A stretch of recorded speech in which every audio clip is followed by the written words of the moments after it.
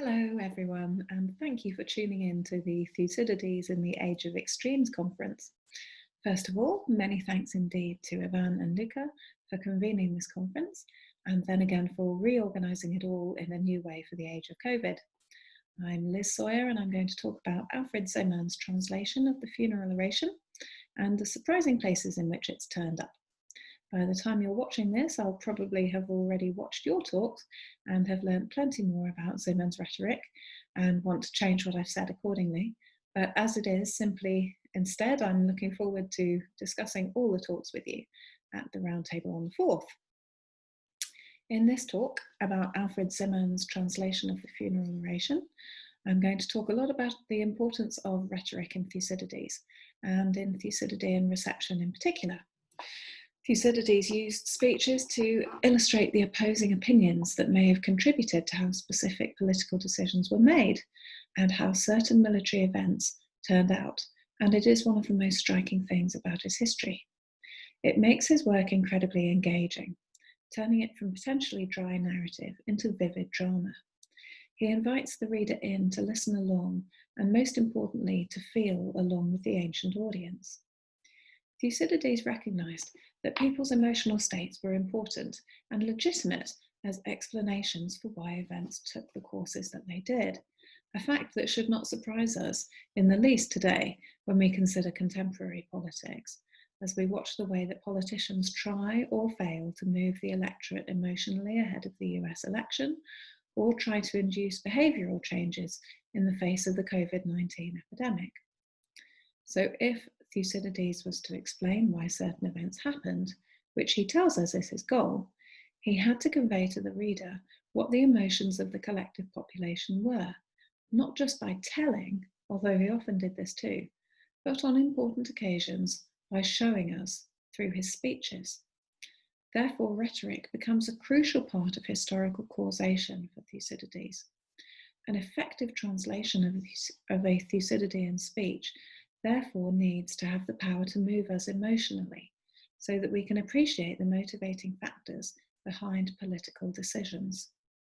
The funeral oration is a particularly interesting example of this, given that the emotions that it addresses and elicits are so powerful: grief, fear, honour, pride, and nationalism. A translation that captures and elicits these emotions in its readers and listeners can therefore play a similar function in public life to that of the funeral oration itself, as a civic tool to provide comfort and direction at a time of crisis and death. This is what I will argue has happened with some choice excerpts from Zimmern's translation. Alfred Zimmern is getting quite a lot of attention, and reasonably so, at this conference. I'm going to limit myself here, though, to talking mostly about his translation of the funeral oration, a section of Thucydides' history he considered important enough to translate himself. He is, of course, very important for the history of international relations as a discipline, which is often considered to begin with the establishment of the Aberystwyth chair.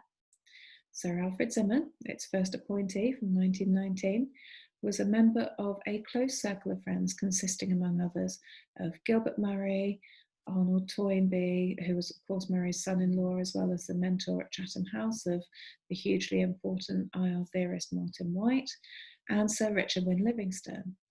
Zimmern's thought, similarly to Gilbert Murray's, was predicated on a particular interpretation of Thucydides and the role of Athens in the ancient Greek world. Yet the scholarly attention paid to Zimmern in the IR world has been surprisingly sparse until recently, and has focused on how muddled his thinking is considered to be. Jean Moorfield has explained clearly the paradoxes in his thinking between his nationalism, including his support for the British Empire, on one hand, and his liberalism and professed egalitarianism on the other hand.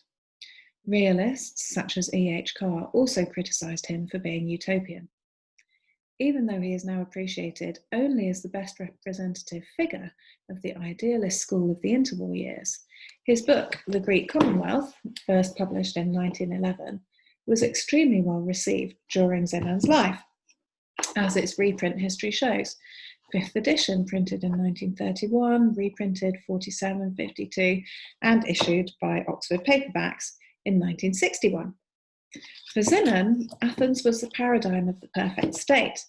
In the Greek Commonwealth, a very title that betrays its author's assimilation of British and Athenian international roles, he portrays the heyday of Athens in the 5th century as a prototype of the later British Empire. He wasn't, of course, the first to do this. C.T. Ramage did it back in 1864, prefacing a passage from the funeral oration with "the British Empire foreshadowed." Zimmern takes a similar line in the Greek Commonwealth, in which he describes 5th century Athens' geography, politics, and economics. The backbone of the book is Zimmern's translation of the funeral oration, contained in a chapter just on its own called "The Ideal of Citizenship, Happiness or the Rule of Love." We can immediately see how for Zimmern, his connection to the funeral oration combined politics with emotion, as that title tells us. For Zimmern, a connection to the funeral oration is vivid and direct, as he says at the beginning of the chapter. Only a few words are needed before Thucydides speaks for himself. Zimmern calls Pericles a hero, and whose oration was composed not in ink but in blood, and he opens his translation with the quotation from Nietzsche, "Let us stand in the valley and listen," invoking precisely that notion of being transported back in time that I mentioned earlier. After the speech, he continues to press home this visceral, pretend real engagement by saying, "It is time for us to depart too. We have lingered too long in the public space. Let us follow the mourners as they disperse to their separate homes and watch them as they resume the even tenor of their lives." What a fascinating phrase. We have lingered too long in the public space. What does Zimmern mean? Is he saying that by listening to this speech, we become drawn away from being disinterested academics and towards being engaged citizens? Are we to return from the heady rhetoric of his speech to the even tenor of our own cerebral activities too? Zimmern's rhetoric matters because he's telling us how he wants us to engage with the speech, emotionally and viscerally, in order to understand his theory. And Zimmern's translation really is rhetorically forceful. I'll compare now a couple of different versions of Thucydides 240, section 3, Jowett, Crawley, and Zimmern.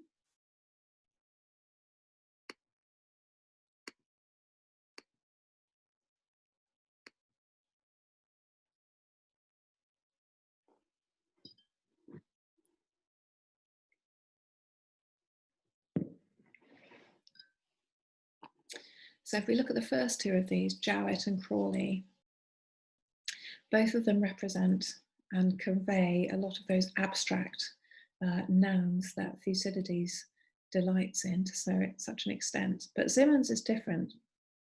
We are noted for being at once most adventurous in action and most reflective beforehand. Other men are bold in ignorance, while reflection will stop their onset.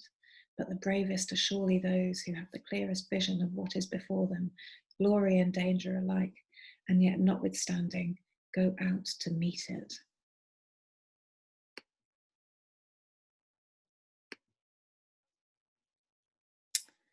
Zimmern's is more concrete, more simple, more dramatic in those words adventurous and go out to meet it. While the other two may better reflect the Greek, Zimmern's captures the rhetorical power in English of straightforward, vivid language. It is less a translation of the Greek words than of the spirit of the Greek rhetoric. Perhaps it's therefore not surprising that the historian Reginald Coupland, one of Zimmern's students at New College, sent a comforting copy of the Greek Commonwealth, together with a translation of Thucydides' history, to his friend Winston Churchill at the end of May 1915, when Churchill was at a particularly low ebb following his disastrous campaign in Gallipoli and in need of having his spirit lifted. Zimmern's rhetoric in his translation of the funeral oration is precisely part of Zimmern's idealized notion of international relations, since he believed that a fundamental development in the consciousness of humanity was necessary in order to achieve worldwide harmony. This could only happen through a shift in the will of the wider human race, that a vision of a great nation, painted by powerful rhetoric, might inspire. Much has been made of how Zimmermann's legacy was very slight compared with his influence during his lifetime, because of the triumph of realism and the decline of idealism following the failure of the League of Nations, and following soon afterwards, the Second World War. His work has had a much greater influence than has previously been appreciated, however, if we think about his recognition of the importance of and his creation of powerful rhetoric. Most significantly, Zimmermann appreciated that empire is often justified through the appeal to almost unachievable ideals expressed through effective rhetoric, and he gave political rhetoric its due weight as a key ingredient in domestic and international politics.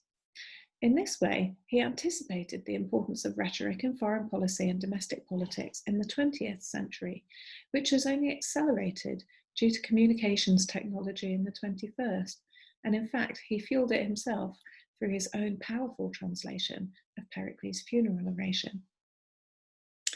His translation was of such quality that Richard Wynne Livingstone borrowed it for his own abridged edition of Crawley's translation of Thucydides, which is this book.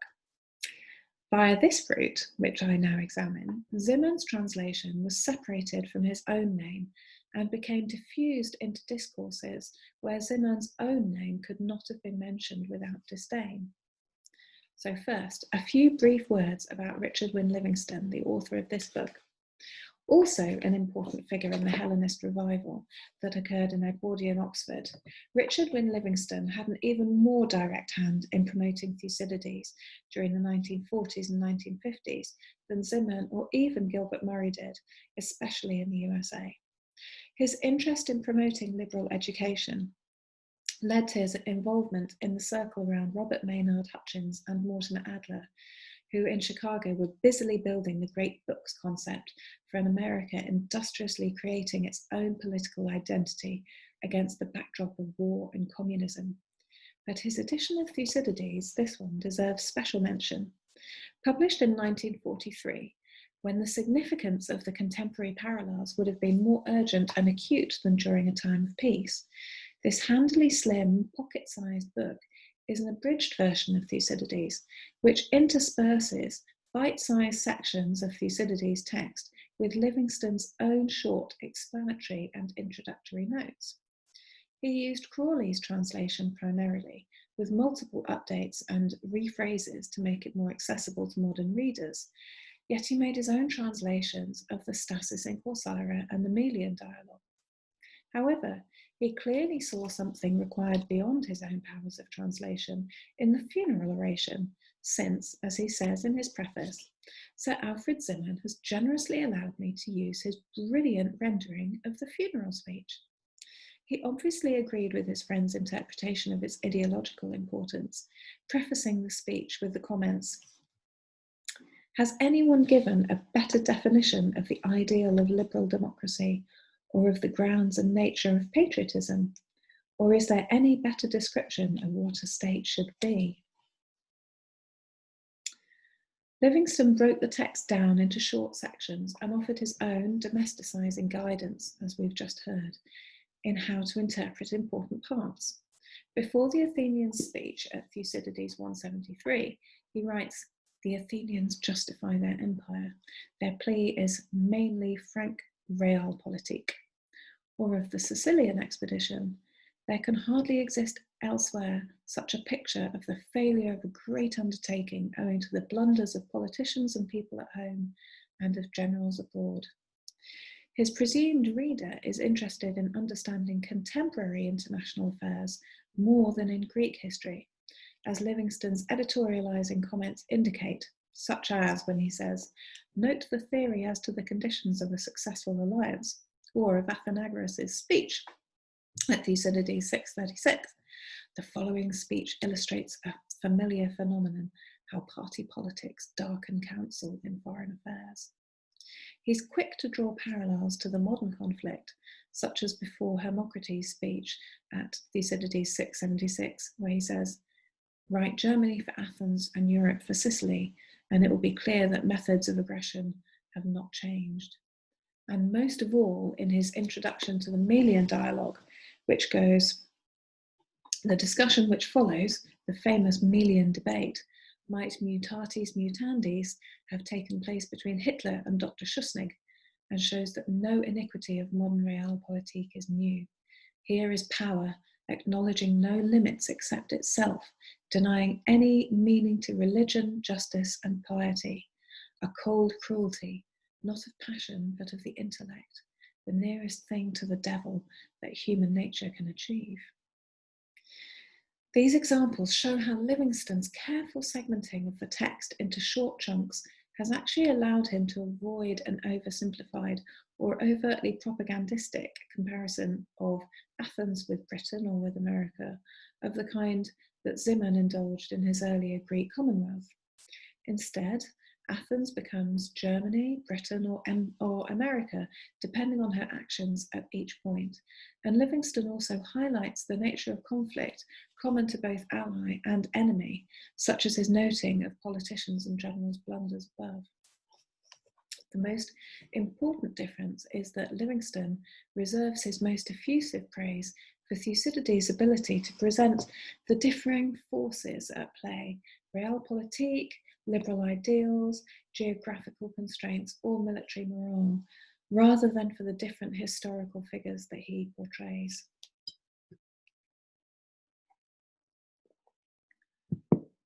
To sum up Livingstone's edition, it's not a Thucydides for a classicist at all, nor for someone with knowledge of ancient history, because it only contains excerpts of Thucydides' history.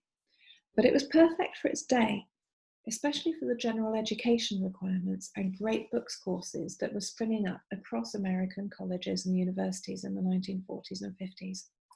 It spoke to everyday citizens in Western countries, especially America, and helped to give them a handle for understanding the politically complicated and fast-moving events of their own lifetimes. It was cheap and accessible.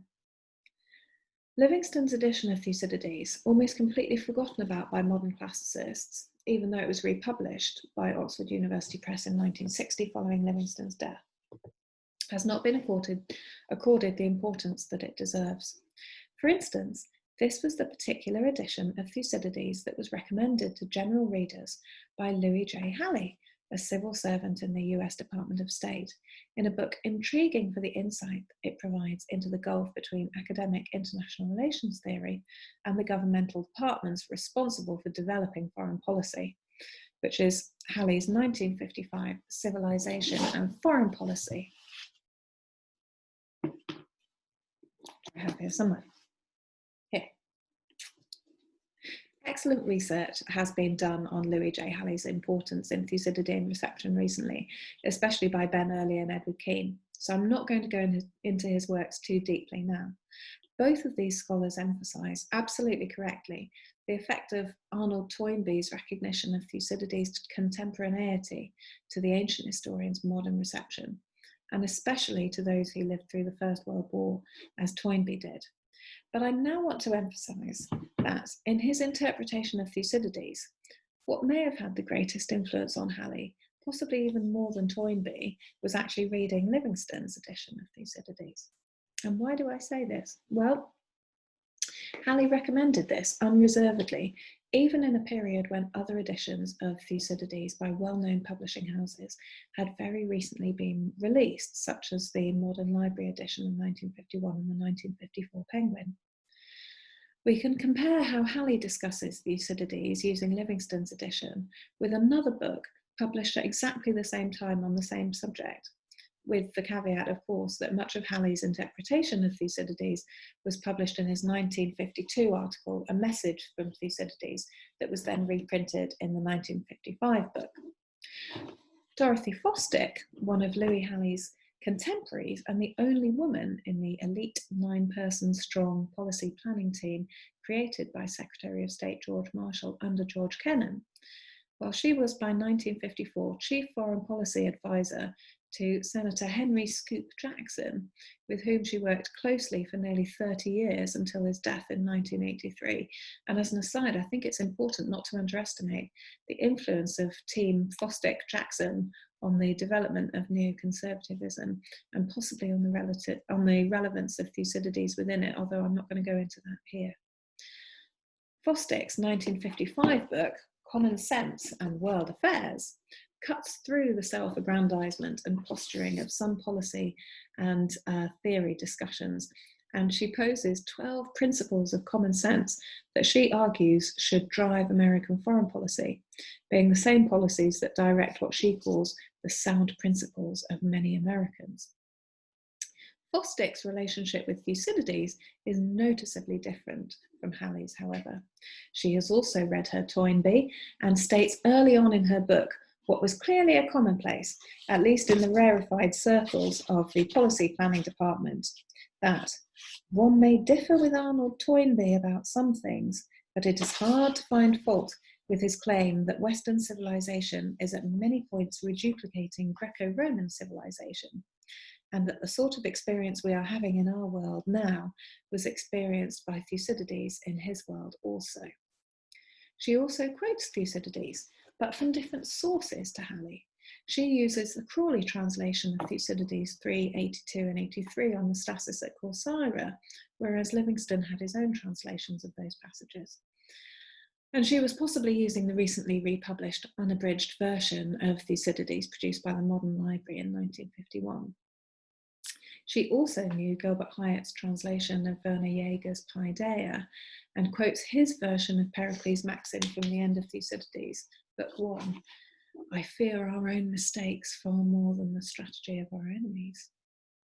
Her interaction with Thucydides is not as passionate as Halley's, but neither is her endorsement of her version of choice as enthusiastic. All Halley's quotations of Thucydides, of which there are many long excerpts in the appendix to his book, were taken from Livingstone's edition, and he quoted from Livingstone's own notes as though they held the same authority as the translation itself. Zimmern's own translation of the funeral speech, with an extensive quotation from 242 to 3, which was clearly selected for its emotional power, was then given pride of place at the conclusion of the appendix, and therefore at the end of this entire book. Livingstone's abridged version of Thucydides clearly had a profound influence on Halley's later writing as well. In Halley's more famous The Cold War is History, in which he tried to model himself on Thucydides by writing about the history of his own times, it is still Livingstone's edition to which Halley referred in the index and from which he drew his quotations, whereas he only mentions Toynbee's study of history once and in passing. Why was this edition so significant for Halley when his contemporaries were using other, more complete and arguably better editions? Possibly it was the very domesticizing character of the edition, or the explicit comparisons drawn with modern political figures. But undoubtedly the rhetoric of the funeral oration had caught his eye, or rather his ear. Perhaps the more idealistic Halley found it more appealing than had the more pragmatic, hawkish Fosdick. The powerful rhetoric of Zimmern's translation, inside its new clothing of Livingstone's accessible edition, aimed at the general public of the 1950s rather than the more rarefied strata of British readers who consumed the Greek Commonwealth, quickly disseminated through America. And there it was a particularly American institution that it swiftly infiltrated, allowing it to be injected straight into American political life. And that was Bartlett's familiar quotations. From at least Bartlett's 14th edition, published in 1968, and possibly the 13th edition as well, the centennial edition in 1955, the majority of quotations attributed to Thucydides in the volume are not only from Livingstone's edition, but are also from the funeral oration, that is, Zimmern. Yet the credited translator is always Sir Richard Livingstone, that is, a British advocate of the American liberal arts education system, rather than Sir Alfred Zimmern, discredited idealist. What made the translation appealing for Bartlett's was precisely its power to express sentiment in English, rather than its scholarly exactitude. The influence of this rhetorically powerful translation across the political spectrum is clear when we see it being quoted by characters from all ends of the political spectrum. Let me just show you one of these.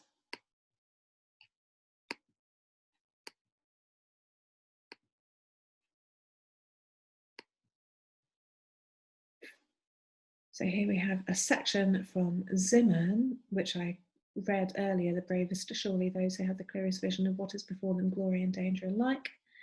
And then we have none other than Kissinger having borrowed that phrase, let us have a clear vision of what is before us, glory and danger alike, and go forward together to meet it. Kissinger famously took his speechwriting very seriously, and it's obvious where he's getting the source of this phrase from. But he isn't alone. Democrats, even more than Republicans, draw inspiration and solace from Thucydides in their congressional speeches.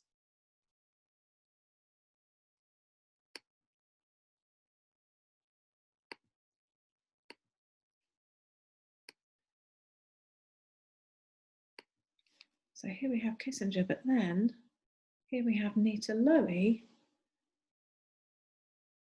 who is clearly quoting something that has been found from Bartlett's familiar quotations there. And this is surprisingly common.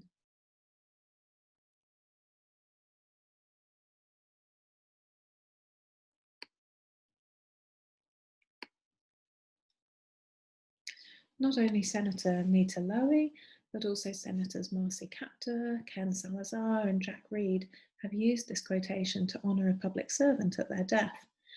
And other quotations from Bartlett's attributed to Thucydides or Pericles occur with surprising frequency in congressional discourse and draw from a variety of translations, including Hobbes, Jarrett, and Crawley, but with a large proportion also of this neatly encapsulated version of Zimmern's.